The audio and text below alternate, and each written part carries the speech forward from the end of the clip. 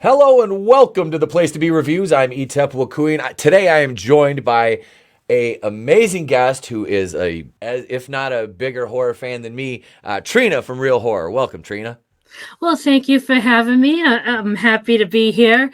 Looking forward to this review. These are great movies. 1979 was the release of Phantasm, starring Angus Scrimm and Reggie Bannister. Boy, did the tall man character become just an amazing piece of iconography for the horror genre, as well as the spheres. Absolutely. Angus Scrimm was an awesome pick for this. I don't know whose idea it was to pick him, but he is so awesome. He just has the presence, that creepy presence, and yeah, he is totally convincing. I love him as a character. And those spheres, those spheres are something else too. The first time I saw the trailer for this as a kid on I think it was HBO or Cinemax maybe, it scared the bejesus out of me. As a kid seeing this for the first time, no context, no understanding of what it is, but there's this big scary guy that's going, boy! And then this flying metal ball that just jams into somebody's head in a 45-second, HBO commercial for, spot for the movie. It's just like, what the hell? And not to mention the evil Jawas. Yes. Absolutely. They were great too. It's funny because that's exactly what they look like, and that's in my notes. That's actually what I called them, the little Jawas. But yeah, that so great. Yeah, and for 1979, I feel like this movie was ahead of its time, really, as far as the whole horror genre goes. Mm-hmm. The theme of it, oh yes, with the apocalypse and all that stuff, it really is kind of like people sleep on this series. It's worth a viewing. And that is the movie, the original 1979. Yeah, Michael Baldwin is Michael in the movie. He's our for all intent, co-lead with Reggie, I would say. Yeah. With Reggie Bannister, the ice cream man, which kind of invokes images of David Lee Roth for some reason. But it's great because you have his brother Jody, Bill Thornberry, Reggie, the older family friend. But his transformation, let's just talk about that character for a second, the Reggie Bannister character. His transformation from just the ice cream man to, apocalyptic warrior of the wasteland. Has there been a better transformation for a character who at first you're like, how is this going to play out for this guy, Yes, absolutely. Reggie is such a great character, and yeah, like you said, the way he transforms from kind of like this ancillary character, he's just kind of there in the cast, to becoming like a major, character. Really well done, because it's a convincing transformation. It isn't just all of a sudden, now Reggie is the star. It's very well written, and yeah, the way he transforms, to being like this badass, like you said, in the wasteland, is just it really is amazing.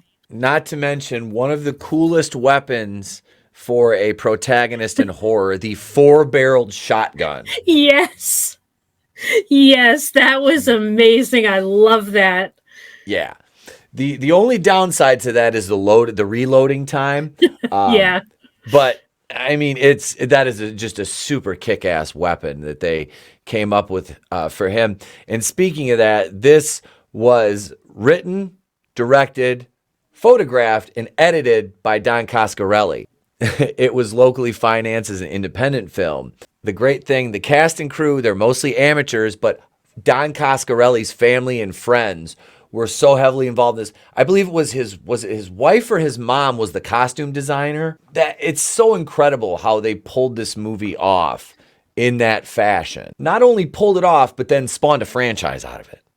Yes, absolutely. It really reminds me of how the Evil Dead got started. How it was just like, Bruce Campbell and Sam Raimi kind of came up with this plan, and they got financing from friends and family. Same difference, and then it became this big franchise that we know it today. It's really paralleled, and it's amazing that I'm so happy that it did so well that it spawned more movies, because it's totally worth it, and it's a great storyline, and it's funny because they definitely were either friends with or inspired by Sam Raimi, because I can't remember which movie it was, but one of the morticians were preparing a bag of ashes, and on the bag of ashes it says Sam Raimi on it, and I'm like, oh man. And then there's some elements to it too in that movie where there's got a little bit of slapstick in it, where like some things are happening, you could kind of see it kind of makes you like laugh a little bit, and you're like, I can see where they're influenced by Sam Raimi in this one. And so, yeah, I got a kick out of that, because they kind of got their starts the same way. That was, I think you're talking about part 2, wasn't that? I think that was in part 2, yeah. Yeah, because you had all the morticians were like the tall man's goons in that one, in addition to the spheres, like the sentinel spheres and stuff like that. Michael first goes into the mausoleum or the mortuary. That scene, I think it's I can't remember who it is, gets whacked with the ball first. But, he sees the tall man taking the coffin, I think it was, putting it back in the hearse. And, from there you're like, wait, what the hell? Because Angus Scrimm, he has an interaction with him inside the funeral, the funeral home, mausoleum type place, before all the supernatural stuff starts. Yeah, because remember, he catches his brothers trying to get freaky in the cemetery. Yeah. Jody. Yes, that's a classic scene too, because it's great, because the first Phantasm movie, it's a classic start to any classic horror movie. It starts with sex in a graveyard, and it's like it's just awesome. I love that trope. And this is gonna be a good movie when something like that, it starts off like that. Yep. But yeah, that's funny. That's our kickoff. Yeah. Sex in a cemetery. Cemetery sex. Or in the woods or something like that. Yep. And it's funny too, because we were talking about that in Friday the 13th part 5, that scene in the woods with the two older teens from the home. Roy, the ambulance driver, he kills them in the woods as they're having sex. The director wanted them to go full on in that, and they were like, we're not comfortable with that, because he was a porn director that did part 5. So go figure. But no porn involved here in Phantasm, I assure you. Although Reggie, throughout the later movies, Reggie tries. He had, was it Rhonda in part 3? That was the black girl. And Rocky, Rocky, which she comes back later on. And then you had the one gal on the farm. I think it was Dawn in part 4. That was part 4. And then, who was it in 5? Jennifer. He's basically in Jennifer. That's right. I was like, there's somebody in there. Yeah. So Reggie just swing and a miss every time. He had the one girl with she had the sphere boobs. He uncovered her in the hotel room. Yes. Oh God. I'm glad Trey wasn't watching this with me. Yeah, that was classic. Dad, is that what they're all like? No, they're not all like that, buddy. That's bad surgery. Didn't go to the Beverly Hills surgeon for that one. That was she went to Mexico for those. I was just gonna say Mexico. Yeah, that was classic. Boobs. I don't know. You see her walking around set with that. I know how uncomfortable that must have been, and like kudos to the actress for actually like being willing to do that whole thing.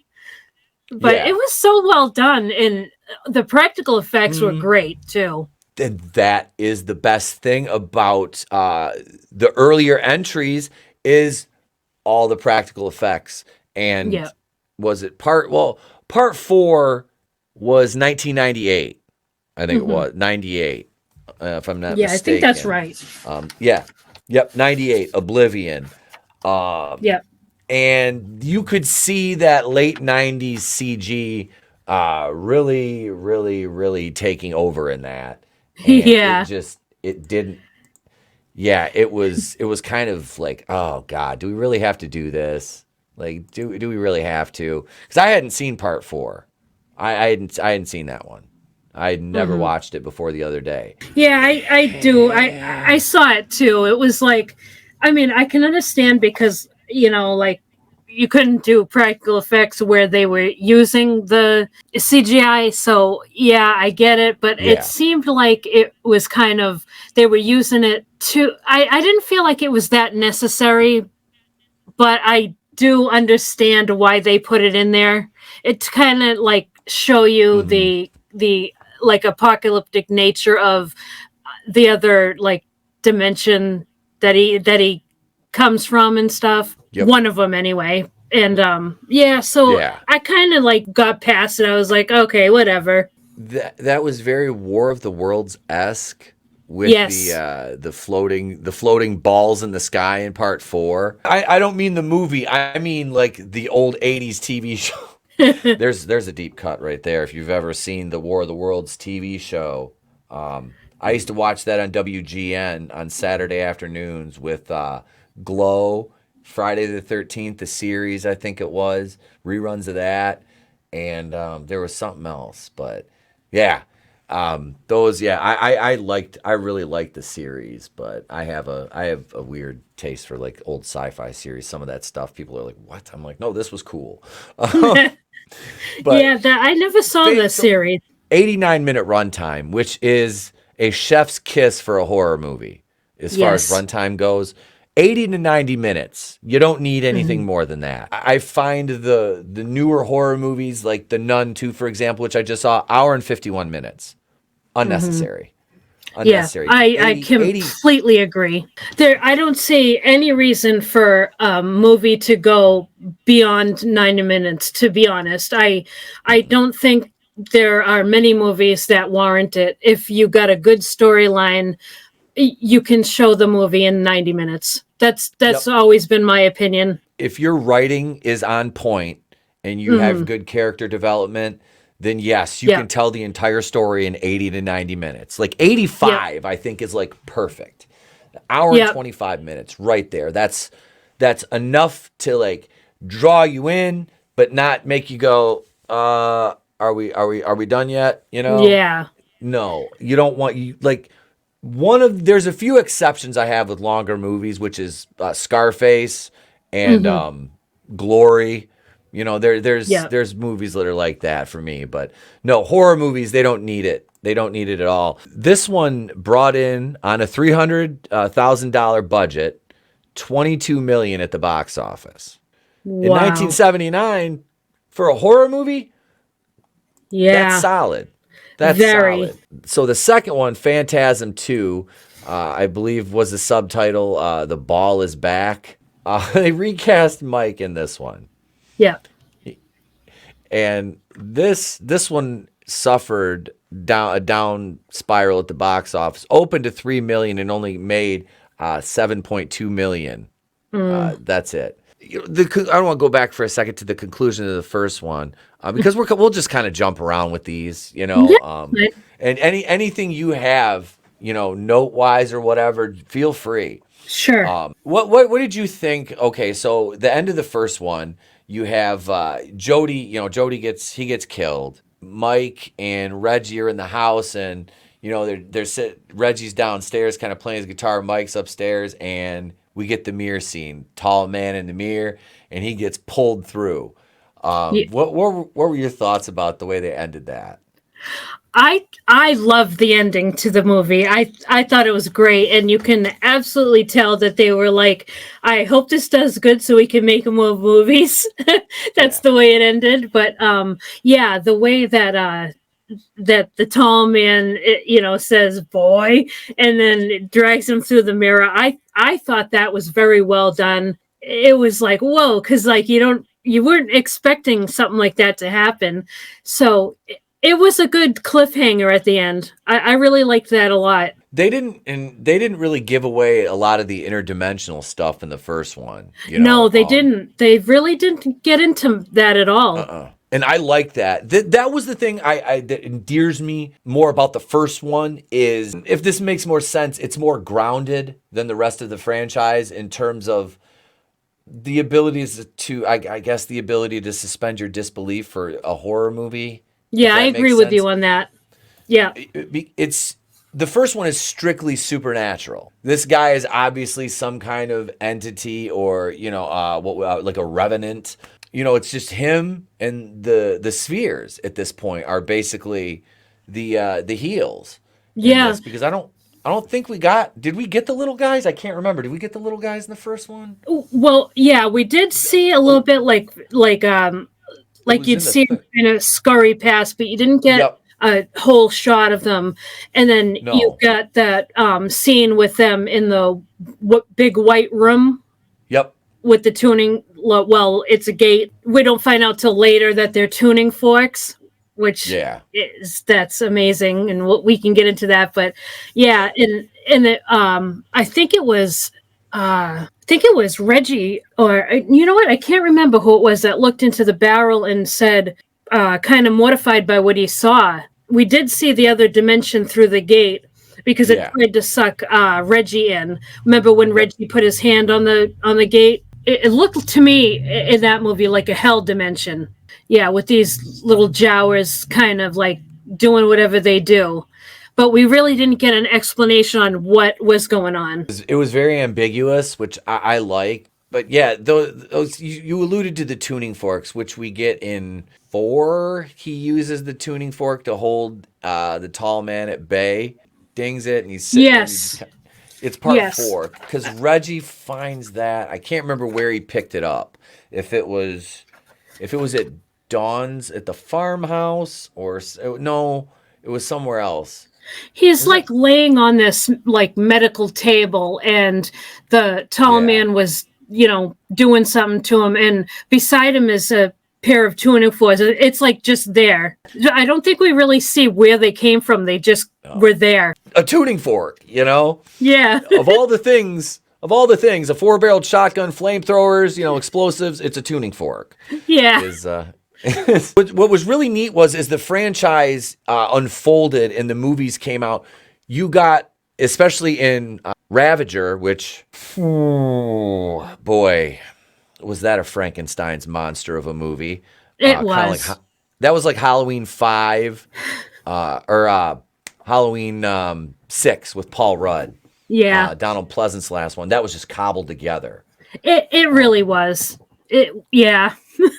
But what they did was they took all of that lost footage the B-roll that they had, the extra footage from part 1, and they used that in, I think it was 4 and 5. They used a lot of that back footage that they cut out or they just didn't use, which I thought was kind of neat because as I'm watching 5, I'm like, that wasn't actually in the movie. And it's like, I watched a couple retrospectives and they were talking about, they had all this extra footage that Coscarelli had.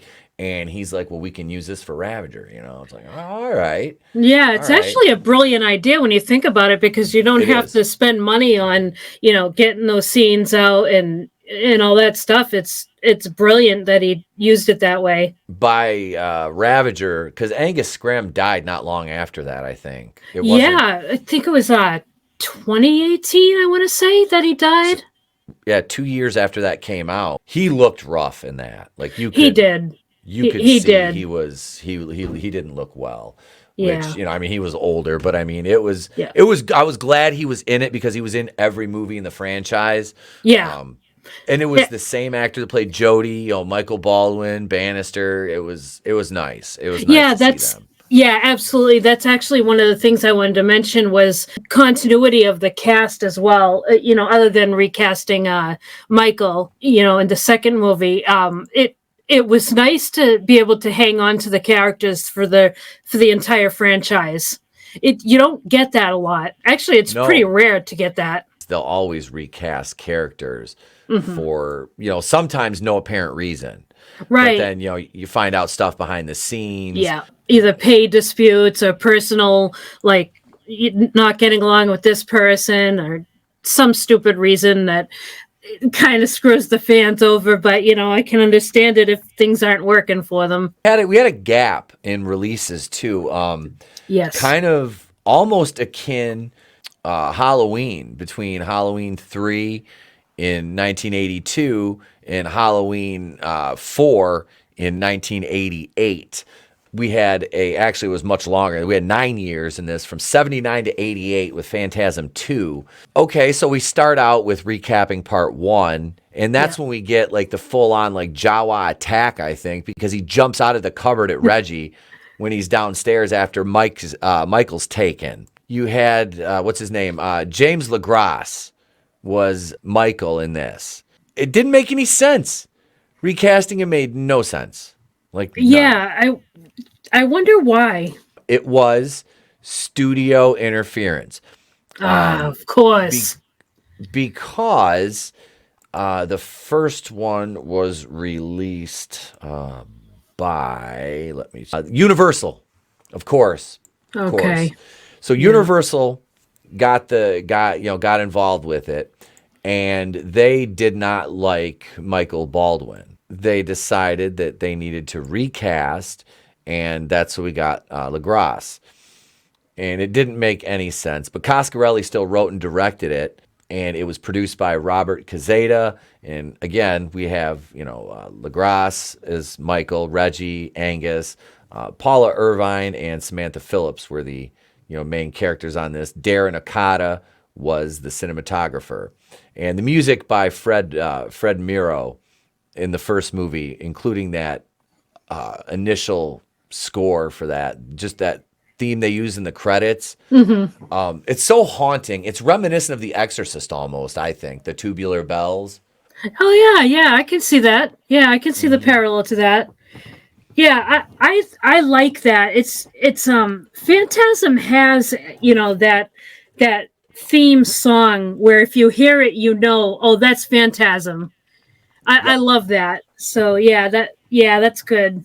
It's all about the score. It Yes. really is. It's everybody thinks it's the gore, but it's about the score, and I just made that up, I think. That's fantastic. You got to trademark that. That's Yeah, and folks, it goes back. John Carpenter with Halloween. Halloween Yeah. wasn't scary. You put a score in there, boom. Friday the 13th. Harry Manfredini, baby. Yes. And Miro here with Phantasm. The original. And there's no tension without a good score for these scenes. Yep. So it's paramount to having a good atmosphere, building that tension. Yeah. You It know, absolutely is. Absolutely. Because when you've got, very little action on screen at the time, hmm but you have that, the way that they compose the music in certain ways, you like you get the feeling building inside you like, oh, this something's gonna happen here. Or yeah, or you could just be walking down a hall, but if you've got the certain type of music, it feels creepy, like there's something wrong with this. So yeah, you're absolutely right. It's all about the score. Absolutely. we have the Liz Reynolds character in Phantasm 2. Yeah. She has a psychic bond with Mike Pearson. And then the tall man, he manifests himself in these nightmares.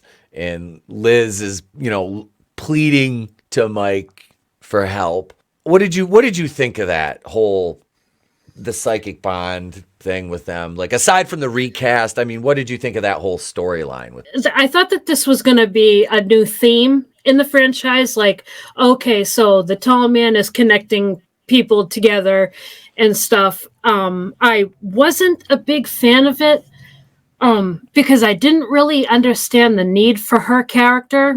You know what I mean? It's Yeah. kind of Absolutely. yeah, Absolutely. yeah. It was like because her story was very similar to Michael's story, so it was kind of like so you're kind of thinking, oh, okay, so this is going to kind of be happening to many people in the world, and they're going to be psychically bonded through the tall man.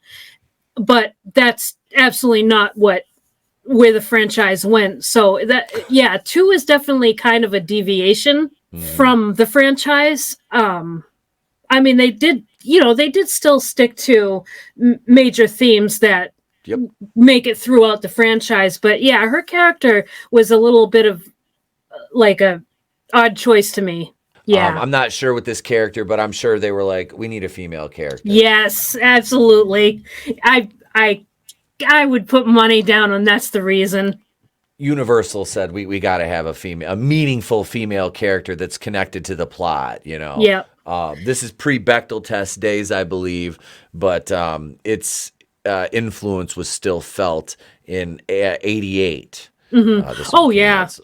Yeah, even though the studios have a name for it now, they've been working on that that whole thing for a while. So yeah, remember Reggie's family. Reggie's family dies in this one, and this is Reggie finally accepting the fact that Mike has not clairvoyance, but precognition.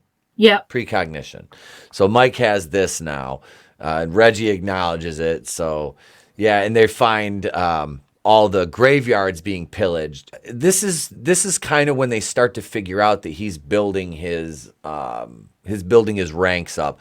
But we also get all the morticians in this, who are kind of like the stormtroopers of the tall man. And I thought that was a cool aspect to the movie. In this movie, the second one, they really did start to get into like the world building of it. You got little pieces of the lore. So I did appreciate that from the movie. And yeah, seeing them like digging up the graves, I thought that was cool. Yeah, because you start learning more about what's going on. It's a gradual learning experience. The undead army thing I like. I really like you were talking about with the morticians using them. I like that, but you know what it reminds me of is Halloween 3 with the androids that Connell McCochran was using. Yeah. That's kind of what that reminded me of. It was like, I wonder if that was kind of like the inspiration for these guys, because they had butter, the melted butter inside of them too. They bleed. It's like the melted butter pouring out of them. It's like movie theater butter. Yes, exactly. Do you like some butter? Come here, android. I'm going to crack your skull. I know. I'm never going to see movie butter the same way again. You're welcome. And then because there's the one scene where the sphere like just pins one of their heads to the wall, I think it is, and or hits one of them in the forehead, and I'm just like, aren't they on the same team? Yeah, that was weird. Same team, guys, same teams. You're drilling into their skull. He got lost. Yeah, I forgot. He lost his bearings. Sphere. When you think like the undead army and how Michael and Reggie and what's her name, Liz, are kind of figuring this out. Where did you see this going for the second one? Where did you see this headed? Like, did you think because the ending of this is kind of funny. This movie is an anomaly, I gotta admit, out of this franchise. But yeah, so you kind of well, to me, I was thinking kind of like, okay, so now Reggie and Liz are going to team up, and it's going to be these people. We're going to find out that more and more people are psychically connected, and it's going to be a team up against like the tall man and his undead army. But as we find out, that is definitely not what happened. Like this 2 is definitely a deviation from the franchise, but you still got to watch it because you still do learn a lot of stuff about the tall man and like what he's up to. It was just kind of a weird way of going about the whole thing. Universal. What about hey, this guy's a parallel dimension traveling evil entity with an army of Jawas, spheres, and undead morticians. How are we going to kill him? Let's pump him full of embalming fluid laced with acid. Yeah, it's strange. It's strange. So what? And we never do find out what that stuff is, but to me, it reminded me of like some kind of thickened embalming fluid with like some other kind of substance added to it. It's very strange, or maybe it's just like they're from a different world that has different kind of blood. I have no idea. It's some kind of reanimation liquid. They got it from the Reanimator set. Yes. Like, can we repurpose this? Yes. It'll be fine. It'll be fine. Alchemy was the girl's name. She's got the hearse in the end. Yes. Yep. And then they basically mirror the end of the first movie when the tall man breaks the rear window and pulls Mike and Liz. Yeah. That's exactly it. It's so like at that point you're kind of thinking like, is this going to be like a repeating theme? It's strange. It was a strange decision. Creatively, it didn't make a lot of sense to me why they chose to do that. But like you said, we had a heavy studio influence on this one, which was fairly obvious if after watching it. So that I don't know. Do you have any other thoughts on part 2? I think that covers really the movie. I did see some Evil Dead influences in it, like I mentioned earlier that when the mortician is preparing the bag of ashes, it says Mr. Sam Raimi on it. So they or influenced or somehow. But I did get it, and you see like this chainsaw. Like kind of like chainsaw duel, like it's not really a duel, but it's like Reggie picks up a chainsaw and then one of the morticians picks up a chainsaw and it's a lot bigger, and it's like, okay, what's this is a little bit of the humor that's involved in the Evil Dead stuff. So I saw some influences in there, but other than that kind of wraps up the movie. I did want to mention about Reggie's car. I love Reggie's car, and it reminds me of, I wonder if, have you ever seen the Supernatural? No. Okay, so it's Dean and Sam Winchester in that show, and Dean's car is called Baby, and it reminds me of the car in this movie, and I wonder if they got inspiration from it, because even down to the way that they have the weapons in the car looks a lot like it. So I wonder if they had inspiration from these movies from it. But other than that, no, that's about it for the second movie for me. It's a beautiful car. Gorgeous. As somebody with a dad who builds muscle cars, that thing is fucking beautiful. It is absolutely a gorgeous ride, and I'm glad they used it in every movie. You know what I mean? Yes, it's another franchise with a famous car, because I know I'm mentioning Evil Dead a lot, but they have the Delta. Yeah, they have the Delta. Sam Raimi uses the Delta all the time. I own one. Oh, really? Cool. I've got a 85 Delta 88 Royale Brougham. Oh my God, that's amazing. Yep, I call that my ghetto sled. It's awesome. I want to see more. I want to see it, definitely. Oh, I'll send you some photos of it. I'll send you some photos. She's out in my garage covered up. The original Evil Dead I absolutely loved, and that was, to me, it's being as Michigan, that was that Raimi's mom's car? I think it was Raimi's car, his own car. His mom's, yeah. But the fact that they used that, like I said, my second car was an Oldsmobile. I'd love a Plymouth Cuda. I'm not gonna lie. Yeah. I would take one, hands down. But yeah, I'd want to, I wouldn't be taking it into battle with the undead. And speaking of that, Phantasm 3, Lord of the Dead. This one came out in 1994 and written and directed Don Coscarelli, Angus Scrimm, Reggie Bannister, and A. Michael Baldwin is back in this as Michael. Well, it was nice to see Michael back. That's the main thing. Like that, it was like, oh, good, Michael's back, so we know this is going to be a better movie already. The same actors, Michael, Reggie, all of like the main cast is back. And then is this the one that we find Rocky in? Yeah, this is where we meet Rocky. Yeah, and she actually is a cool character. I liked her. I really did. And like I said, I hadn't seen this one. When he met her and her friend of course, they're hanging out in a mausoleum, which I'm like, in this post-apocalyptic wasteland where the undead are rising and, you're getting attacked by metal balls, is a mausoleum really your best safe haven for shelter in these times? I'm like, I don't know about that, girl.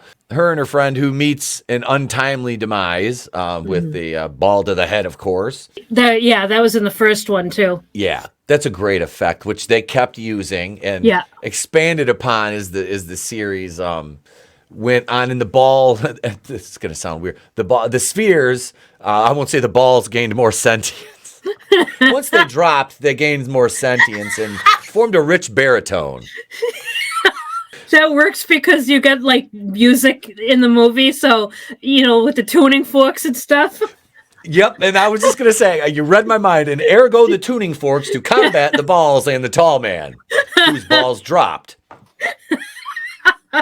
Wait, is this a metaphor? All these years I've been watching the Phantasm movie, I never thought of this as a metaphor for balls dropping. Son of a bitch. And yeah, you get the whole, ghost town. They go into the mausoleum. More scenes with the 4-barrel shotgun in this. And this is the one where we find out Jody, his brain is in one of the spheres. Yes, that was an awesome aspect to this movie. The way that they kind of returned, but not fully returned Jody. That was cool. I thought that was really well done.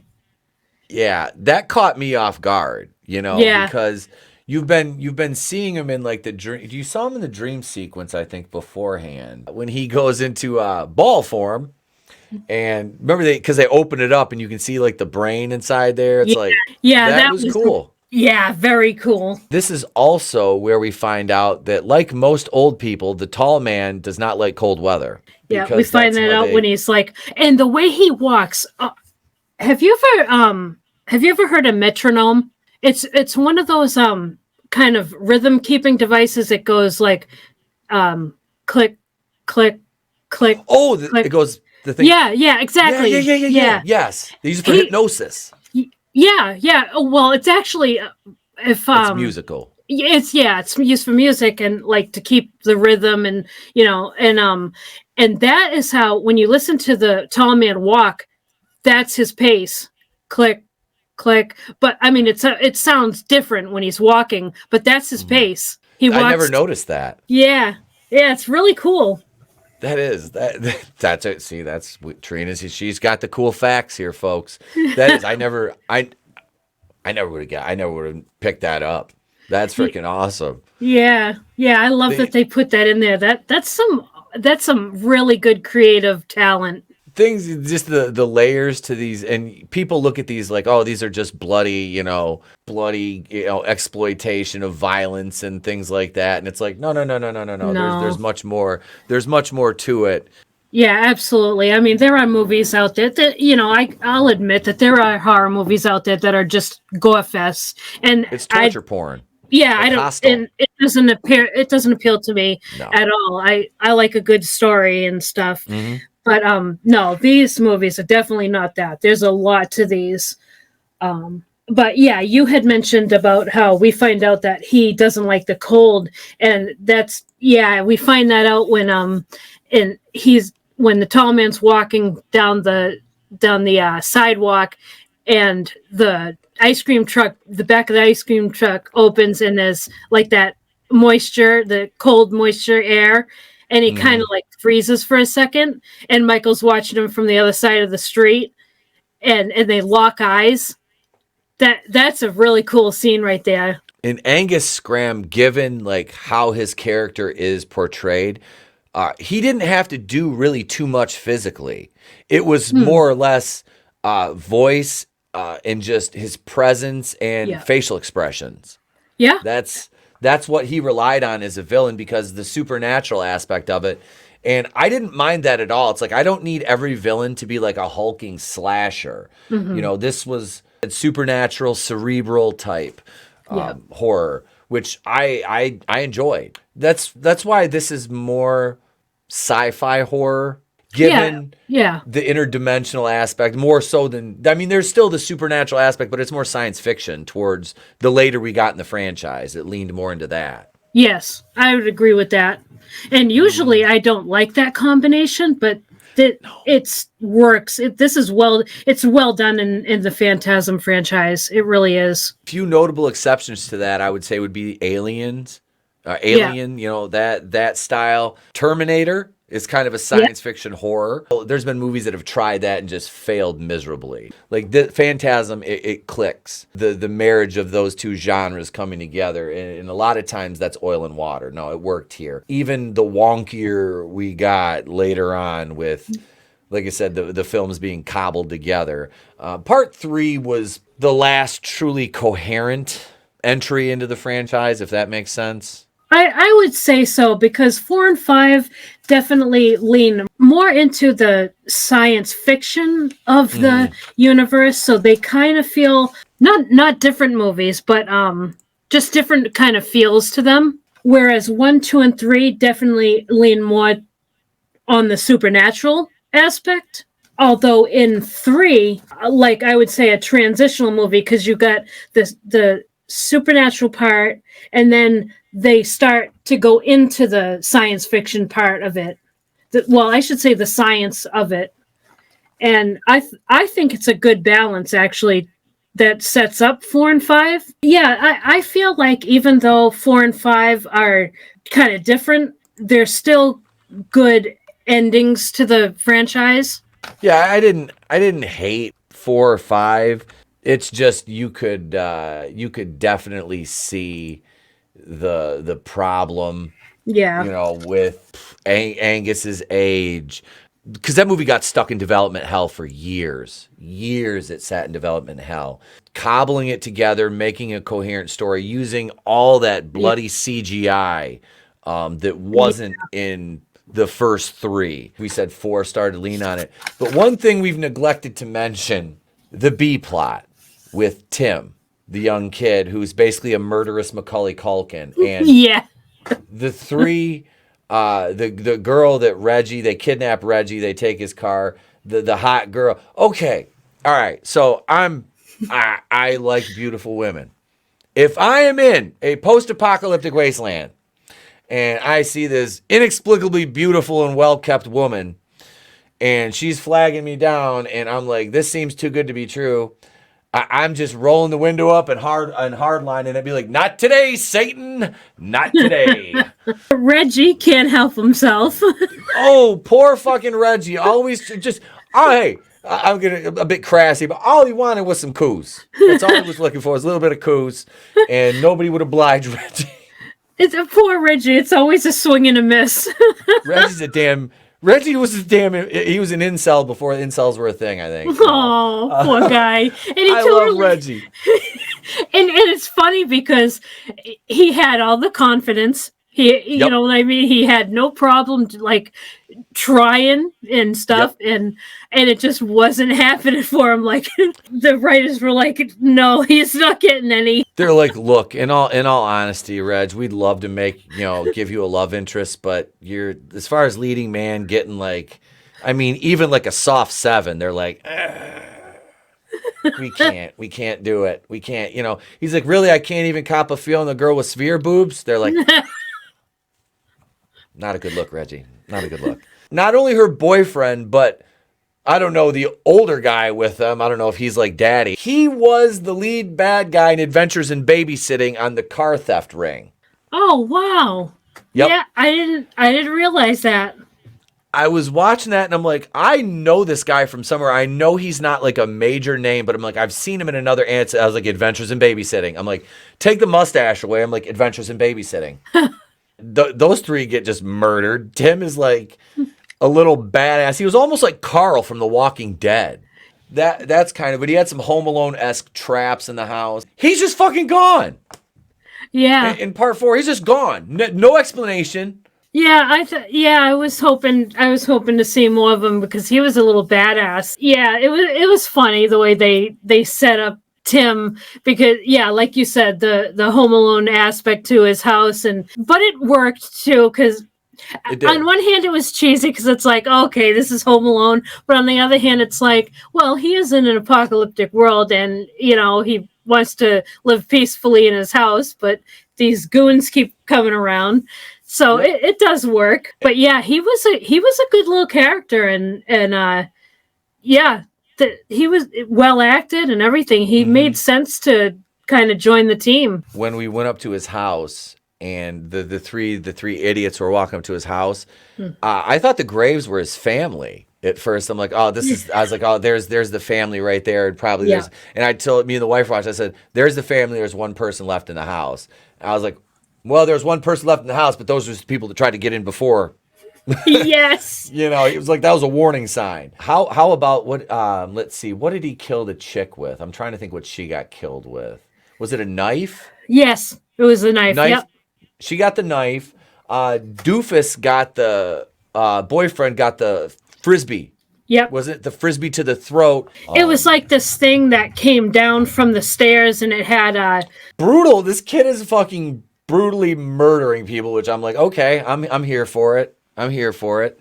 But yeah, it was three was good, and Tim gets pulled because we have a new tall man in the end of this, because they remember what they froze the one with the nitrogen tank. Yep. Reggie tells Tim run, and then Tim's ready to take aim, and then the new tall man shows up and says it's never over. He watches Tim gets attacked by the zombie in the freezer and pulled through the glass window. And for the third movie in a row, we mirror the end of the first movie. I like the way it is. I didn't mind it, but it's just like, this is the third time we've done this. Yeah. See, it's like, that's the formula. It's like, the way that they end it is, they definitely like have a theme that, okay, so this is the script and we're going to use this at the end of each movie. We've got to go with this. Well, why? Because we did it 2 times before. Just do it. Yeah. This is what the fans expect now. The fans are here to see somebody get pulled through a mirror. Tim, you're up, kid. He's like, all right. I know, and no one ever goes looking for Tim, though. They're just like, Reggie's like, he's not Mike. Fuck it, I'm out. Yeah, which is funny because Reggie actually does end up getting that attitude where he's like, I'm not doing this anymore. Yeah. He's like, look, I've been chasing Mike through mirrors and parallel dimensions and getting balls dropped on me, and isn't this the one where Reggie gets pinned to the wall by like all the balls too? Yeah, they have in the corner of the room, and then they all just kind of take off because the tall man, he said, I'm not done with you yet. Yeah, he's like, he's like, it's not over, and he still has Mike. Yeah, Reggie's still looking for Mike. Yeah, because Reggie and Tim was helping Reggie look for Mike. Yep. And then Tim just is no more. R.I.P. Tim. Yep, no more Tim. They just didn't care. Yeah, Tim's mom she got killed. What John Davis Chandler is the head of the Goon Squad. Yeah, he passed away in 2010 at age 75. He was acting since 1961. Second to the last movie he was in was Phantasm 3, and the last movie he was in, you'll never guess what it is, Trina. Carnosaur 2. Oh no. That was the last movie he was ever in, was Carnosaur 2. Well, I hope he had fun on the set anyway. Right.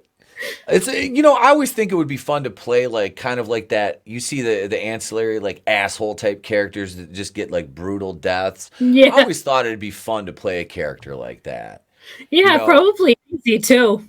Because look, we're talking about an ancillary character from a movie from 1994. We had to look up his name, and it's like, oh, he was in this, he was in that, And like I said, I remember him from Adventures in Babysitting. Yeah, I think we covered part 3.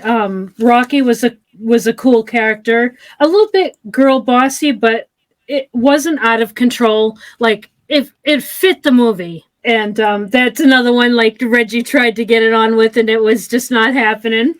Yeah, she handcuffed him to the bed. Yes. And he's like, oh, shit. And then he just goes to sleep. I know. I was like, as soon as she pulled out the cuffs, I'm like, this isn't going to go the way Reggie thinks it's going to go. Yeah. I'm like, poor Reg. He's not. Was that in Vogue song? Never gonna get it, never gonna get it, never gonna get it. Woo, woo, woo, woo.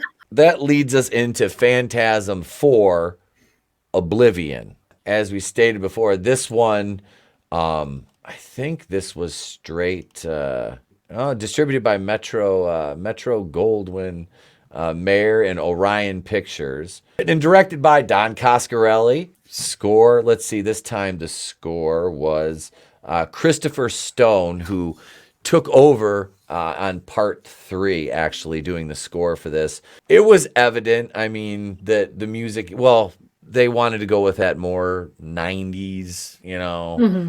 It's to the detriment of the franchise. Yeah. Perspective. And, you know, I'm talked about right in the Friday the 13th movie. Where I have that movie living is ambiguously in the 80s. I was using it at first as a direct sequel to Jason Takes Manhattan, and now it's just going to be an independent, about 45-minute movie, but it's going to be in the 80s. Mm-hmm. I don't want to move that franchise into the I don't want cell phones. I don't want, you know what I mean? Mm-hmm. I don't want things like that, because that takes away from the movie. It really does. There's much less tension when people can be like, you know, hang on, there's a killer after me, I'm going to call, you know. Yeah. No, I want primal fear. Yeah. That raw primal fear that comes from the unknown, which is, back then, there was way more unknown than there was known, you know. So I look at it like that. And from a fan perspective, if those kind of things are done well and done properly, they can just knock it out of the fucking park. And absolutely. You can make a fantastic movie. And I think that's where a lot of the problem was with part 4 and 5. Well, 5, Ravager, is a different set of issues altogether. Like I said, that's a Frankenstein's monster of a movie. But 4, Oblivion, 1998, basically picks up where 3 left off. Mike's fleeing from the mortuary in a hearse.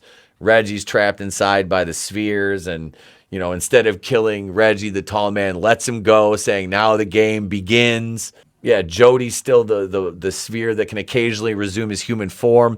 I like that aspect because I thought that was kind of neat, you know, that we got. And it was still the original actor. To their credit, you know, they kept that going. And yeah, we get Reggie. Reggie survives the demon attack, and this is where he gets Jennifer. Jennifer, yeah. This is old ball boobies here in the hotel. And when they go to that hotel, I'm just like, why don't you just sleep in the car at this point? Do you really think this is safe? I know. And why was the electricity still working? Like, I was so confused at that. And I don't mean to nitpick, because God knows if we did that, we'd be here for another 6 hours, especially with 4 and 5. It was funny because she's changing and she's being like flirtatious with him, like she was. Mm-hmm. Yeah, I was like, you know what you're doing back there. And yeah, and then you find out she's a goddamn zombie with spheres in her boobs, and it's just like, just give up, bro. Just find another hobby. I know. This ain't gonna work for you, man. You know, maybe if he shaved his head. Maybe he just shaved his head. You know, maybe that's it. But he loved that damn ponytail. Maybe if he just shaved his head and looked glorious. You look, I have the makings of a supervillain. I mean, I really do here. But, you know, Reggie, just shave your head, bro. It's over. It's over. Just give up. Okay? I always, like George Costanza, once the enemy advances past the gates, the battle is lost, my friend. The battle is truly lost. He's got to get the hell out of there before, you know, he falls victim to a homicide at the hands of sphere boobs. Yeah. Which, you know, nobody wants to go out that way. So this is where we get our tuning forks, though. Yep. She attacks him with the 2 spheres, and then he cracks her head with a sledgehammer. Yeah. And that's where he uses the tuning fork on the other one that puts the drill bit through his hand. I forgot because he got drilled in the hand in this one. We start finding out a little bit, well, actually a lot more of what the tall man is doing, or at least how he's doing it. We find out about the tuning forks and how the riffs work, the gates and all that. We actually learn a lot in this movie. For its faults, we do end up coming away with a lot of knowledge. Yeah, they did do a lot of exposition and set up a lot of the backstory and explore the lore more in this one. Yeah, which was really cool. This one actually had a $650,000 budget and did get a theatrical release. But yeah, this wasn't Universal. This was Orion Pictures this time, and Metro Goldwyn Mayer. But no, Mike he gets telekinetic powers in this. And remember, he controls a ball. And this is the one where he gets, the tall man starts to like change him. Because his eyes, like he opens his eyes and they're like just the chrome, like the spheres. Yes. Which was really cool, I thought. I thought that was a neat effect. It really was. It was wild. You can, like, you mentioned how this had a lower budget, and you can actually kind of feel it because a lot of it is just like wandering in that desert. Yeah, you can definitely feel it. They did it well. Even though it was a lower budget, it was still done well as far as like getting the information to us in an entertaining way. Tuning fork gates and all that stuff. And we learn a lot. Like we see Michael changing, like you mentioned, that telekinetic power with his mind. So he's starting to kind of be almost as powerful as the tall man, like as if he were like a budding student of him. He's got that yellow stuff in him too. Yeah, he bleeds. Remember, he's bleeding out of the side of his head, and he notices that it's movie theater popcorn. Yeah, yeah. Orville, don't look. He's looking at me. Don't fuck with the Orville Redenbacher. But yeah, that was cool though, seeing Mike kind of go through that transformation, and then later on in the movie, remember the tall man, he takes it out of his head. Yeah, that was cool. I think that's probably where they spent most of the special effects budget. Yeah, because you could tell like the balls back in the day, those look like practical effects to me. Yeah, those are well done. And now it was just like you clearly. Outside of the hand scene, which was probably like wire, the ones like in the corner, those are clearly CG, a lot of it. But with this one, they kind of had to, with like you said, the way they did that, and they had some of the interdimensional travel in this one, not as much as Part 5, because Part 5 we get remember the peaceful, kind tall man, was his name Jebediah, I think. Yeah, we actually meet Jebediah. Yeah, we meet Jebediah in this one in the fourth movie. Okay, that's right. Because that's the first time they pass through the gates and they go back in time. Yeah. Right? Okay, yeah, I got that mixed up. I was waiting for the other shoe to fall with him when they met him and he was being all nice. I'm like, yeah, same. I'm like, when's he gonna like go psychotic on him, and like pin him to the wall? Yeah. But he didn't, and I was like, well, this has got to come in, and it did come into play later because the tall man like replaced him. Yeah. In the timeline. It's like, what, did he ever come back? It's like, no. The tall man was the one who came back through and kind of took over and then basically used that technology, which Jebediah had. Yeah, the tuning forks through time could be another movie unto itself. That's like that's a spin-off movie. Instead of the Wheel of Time, you have Tuning Forks of Time. Yeah, absolutely. There's actually a lot they could have done with the whole tuning forks thing, because that to me was really interesting how they did that. So I love it. You mentioned it, how they said no, Jebediah never comes back. That was really like interesting to me, because I'm thinking, how did he change? How did he change into Tall Man? Yeah, and that's something like we don't find out, and I'm really interested in that. Like what happened to him? Where did he go when he went through the first gate, and how did he change and stuff like that? And that's part of what makes it cool, is the ambiguity of it. Yeah. especially now with Angus Scrimm being gone. Because while it would be cool to find out, it would have been much cooler if they had done it back then. Because now it would just be Angus Scrimm would be like a black female transgender lesbian. Yeah. No. I hope they leave this franchise alone. Yep. After Ravager, just it's fine where it is. It's all right here. You can get all 5 copies. I bought this for like $20 like 2 years ago. I was supposed to review this 2 years ago, and I never got to do it. I'm glad we finally got to. Oh yeah, Reggie. Remember Reggie's trying to they're in Death Valley. Death Valley is where they're supposedly at. Reggie's trying to shoot the tall man. It's like, I don't think that's gonna work, buddy. As much shit as we've seen him do, like the 4-barrel shotgun works against the Jawas and the zombies. No, and he even says that. He's like, none of your little playthings will work on me. Yeah. Which I thought was cool. It was because he could have killed Reggie at any point. Yeah. Any point. And just kind of lets him, as far as Angus Scrimm's going, he's like, you're not really, as tall man, he's like, you're not really hurting me by killing these minions. They're meaningless. I can just get more. Yeah. There's a limitless supply I have at my disposal. One thing they did continuity wise that was really cool, other than keeping outside of part 2 all the original characters, was the way that everything kind of fell apart as far as society and devolving into the complete like post-apocalyptic hellscape that we got to see. But yeah, this one was underwhelming in the respect that we were just in the desert on lone roads most of the time, or smaller set pieces. Reggie's car got stolen, and homeboy picks him up, and I was like, you don't see too many of these. I'm waiting for him to be like, yeah, this is my fucking car. And the way he does it and what happens to that guy with the spear hitting him in the back of the head while he's walking down the road. Yeah. I think he was in his drawers too, because Reggie made him strip. Yeah. And Reggie gives him his old clothes that are like all beaten to hell and bloody. Yep. That was karma. That was perfect karma for that asshole. And then we have the Fast and the Furious Phantasm 4 edition.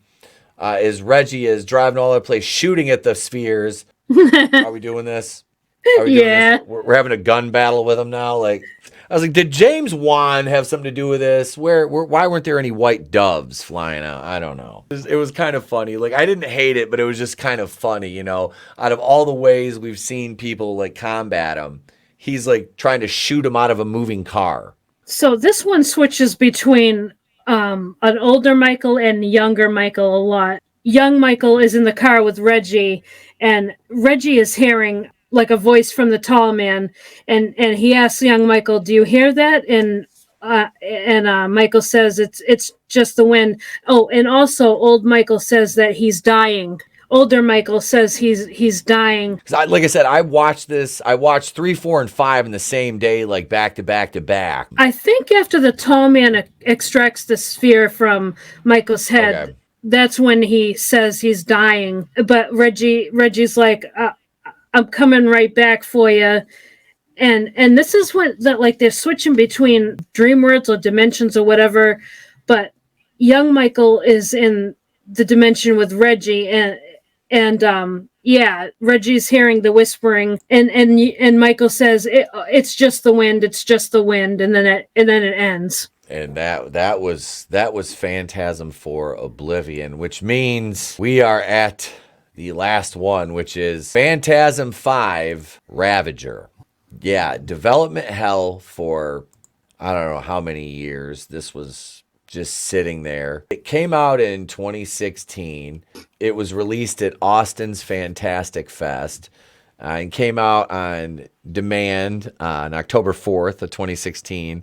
In October 7th in the U.S. It's 85 minutes long. Like I said, that sweet spot for the runtime. But this one is old Reggie in the hospital. Reggie still out being Reggie, and we don't know what's fiction or what's fantasy and reality compared to his delusions. And it looks like dementia. I think it was.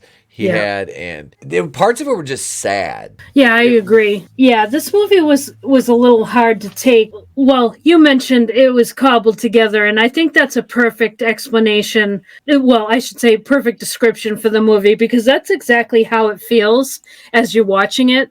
Because you kind of get like Reggie's in one place, but then he's in another. It keeps on switching. It's a little harder to watch, in my opinion. Yeah, and like you said, it's hard. It's like, wait a minute, is it a dream? Is this real? What's going on? He gets to the farm.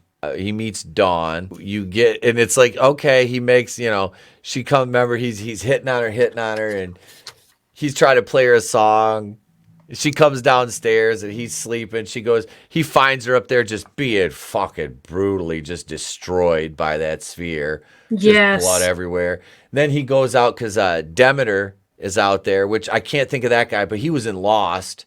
The guy who played Demeter. He was the professor that got blown up by the dynamite. Yeah, he gets offed in the barn, doesn't he? Yeah, Demeter gets killed out there. The fucking horse gets taken down. I know, why'd they take the horse out? That was it. I'm like, what did you gain from this? Like, you're just pissing me off. Like, I'll watch people get killed all day, but you fucking kill a fucking innocent horse, you pricks. I'm like, there was no reason for that. Seriously, that was so weird. Like, and if the spheres are sentient, because they have brains in them, right? Yeah, they're sentient. They have brains in them. What the hell did the horse? What threat did he pose? I know, like, this person must have a vendetta against horses or something. Like, fuck you and the horse you rode in on. There's a lot of people that are afraid of horses. I didn't even know that was a thing. I didn't either. I used to ride horses all the time. I dated a girl with a horse farm, I used to ride them all the time. It was, fuck, I ain't never been afraid of them. Now, rhinoceroses, those are fuck. Hippos, those are scary. Horses, not so much. Yeah, same. And I'm not talking about any of my exes either. No hippos or rhinos. A lot of bitches, though. But, I was to blame for a couple of them, but, more often not, it wasn't me. So after the slaughter on the farm, Reggie dreams of being in another hospital, but this is where he goes and he's Jebediah Morningside. That's Morningside. That's his name. Yep. He's he's the one that is in the bed next to Reggie. Yep. And that was a kind of a crazy scene. And we mentioned it earlier. You could really see Angus Scrimm was looking rough in this. Yeah. Did you notice in the movie, like, they kind of used effects to make Angus Scrimm look a little bit better? Like, in the face, they used like digitally kind of. Yep. Yeah. They tried to clean it up. Yeah, exactly. That was kind of sad. You know what scene I'm talking about? Yeah, I do know what scene. Oh man, was it in 4?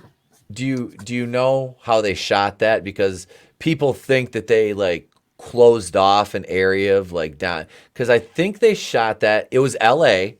They shot that in L.A. Thanksgiving morning, right when the sun was coming up. They didn't have permits. They did it guerrilla style. Nice. Oh, I didn't know that. They went in, they got their shot of Angus walking down the street, Mike standing there reacting. They did the deal, and they got in, got out. Nice. Yep. That's cool. That was a very, very cool piece of information I found out. I was like, that is freaking awesome. Like, I just assumed that they'd shut down, part of a city block to do that. Yeah, because that's what it looks like. Because it looks like a ghost town. Yeah. And so I figured it was either like blocked off city or a set, because it was so quiet it seemed unnatural. And but think about it, it's Thanksgiving morning. Yep. Nobody's out there yet. It's not they're not even setting up for the parade yet. So that was a very cool just tidbit of information. Yeah, 5 we keep flashing. It was kind of dizzying. I think it was is the best way to describe that. But we have the Cuda is outfitted with weaponry in this one. Yeah, it's all decked out for the apocalypse. It's fucking Mad Max. Yep. What about Reggie? Remember the tall man tries to bargain with him. He says he'll give him his family back if Reggie just leaves him alone. Yeah. Yeah, that was interesting because I first time watching it, I'm thinking that could be an appealing deal for someone who has basically lost everything and Yep. has nothing to show for it. Like, but he stuck with his friends and he talked about loyalty. And that was really awesome. I loved that whole scene and all the dialogue around it. And this is kind of what has made Reggie such a appealing protagonist. I think, despite his lack of acumen with the opposite sex, he makes up for it in being like such a good, loyal, just wholesome person. I mean, I say that as somebody who shoots dwarves with a 4-barrel shotgun, but I mean, he really did. He cared about Mike and he cared about Jody. And, you know, they after he lost his, they were his family. And it's like something happened to Mike and he's going to do anything and everything he can to save him. Yeah. You know, when it was him that kind of needed to be saved in part 5, you know, partially because, you know, you keep coming back and forth and Mike is kind of like a badass, you know? Yeah. And again, it's a Michael Baldwin playing the role in the Go Home movie of the franchise. It was a little confusing because, you know, you're kind of thinking, wait, was this all a dream? What the heck is going on? But then the more I thought about it, I was like, you know what? I'm okay with the way it ended because there's room for interpretation. So, like, one person might conclude it was just a dream, you know, it was kind of like dream sequencing and stuff. Or, you know, someone else might think, no, there's just Reggie existing in different dimensions and it's all real. It's just different, you know, different timelines and whatnot. And I like it. I'm actually okay with the way it ended. Just watching the movie, like the movie itself was clunky. Yeah, because it's with the constant. Like I'm okay with you know, movies that have like these weren't really flashbacks, but you know what I mean. Like when it switches to different dimensions. Like I'm fine with that, but this movie felt like it was heavy on it. Whoa, okay, so we're back here now, and then we're back here, and yeah, it was a bit much. It got to where you're like, you know, is this? Yeah, you know, I can kind of accept this ending too. And we got what's her name? Rocky came back, still look good.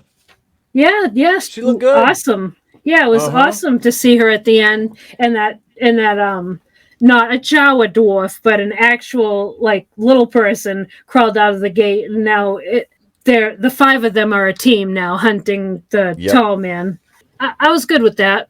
But like I said, at the back of my mind, I'm like, just leave the franchise here. Yes. Just let's leave it here. We don't need any more because it's never going to be. Coscarelli is older. Let's just leave it alone. And you know, I don't want to see any continuations or the worst thing they could do is we're going to do a reboot. Oh no, please no. That would be the worst case scenario. Like, would be a reboot. Where because you know, it would be like it wouldn't be the tall man anymore. It'd be like the tall they them. You know, Michael and Reggie would be like Matilda and like Regina. And not to say there's anything wrong with having a female character, but if you want to do that, just make a new franchise. Somebody make a new franchise. You know.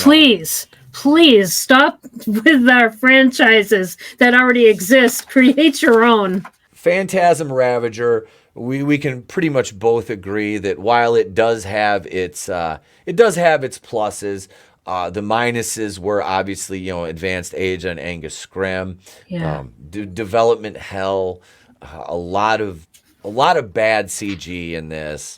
You know, there were some bonuses to it and some cool things. Like we ran through the franchise. You've got the same characters.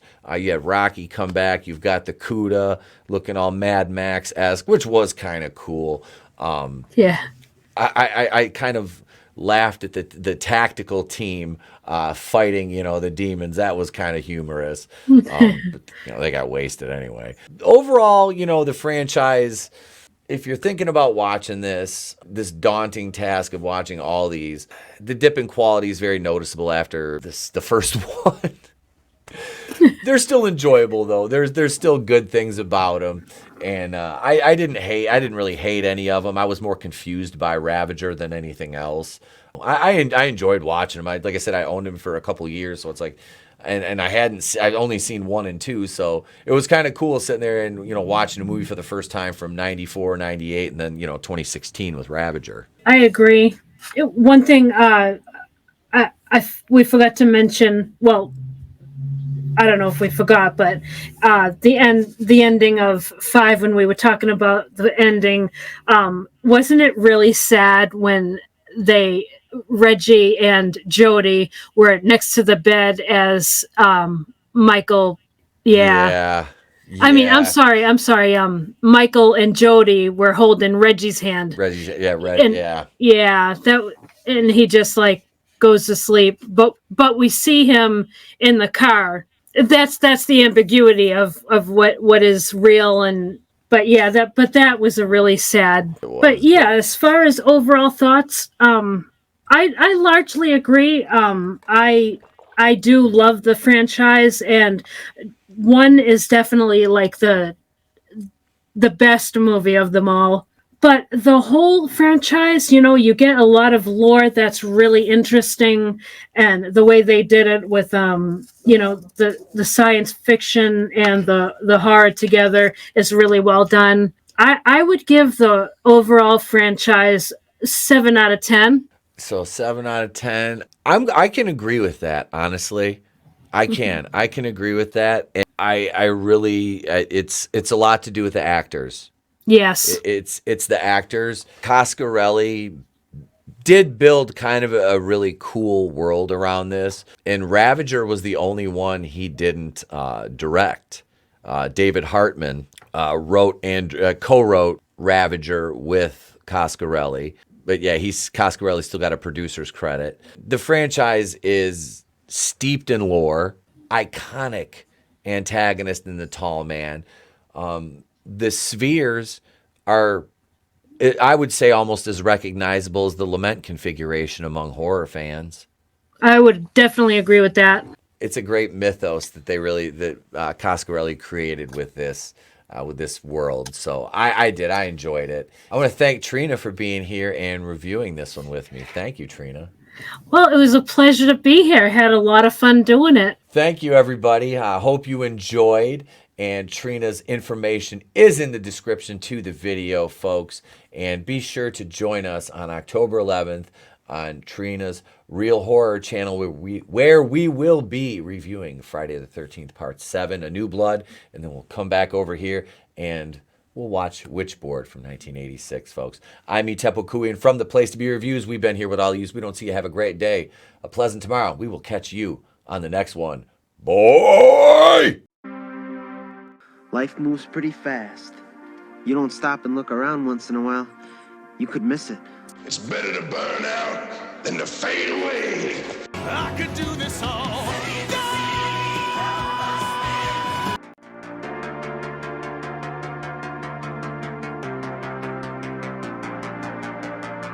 Cruise, thank you very much.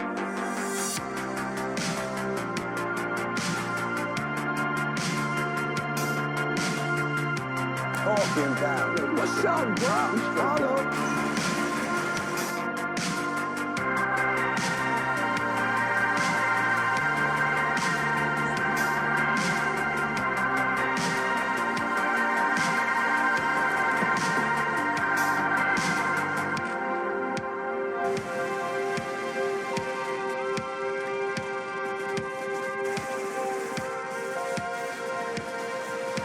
You're pushing your luck, little man.